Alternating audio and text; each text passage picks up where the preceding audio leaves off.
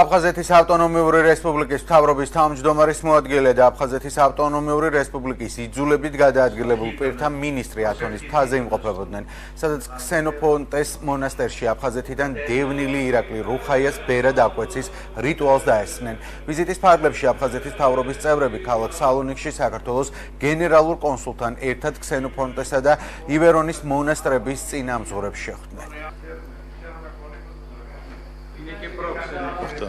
ბერად აღკვეცა ჩვენი აფხაზეთელი მამაოსი მამა ირაკლის, რომელიც აღიკვეცა ბერად და ეს არის ათონის მთის მადლი, რომელიც ძალიან დიდ ძალას და სიგეთეს მატებს ჩვენს ქვეყანას.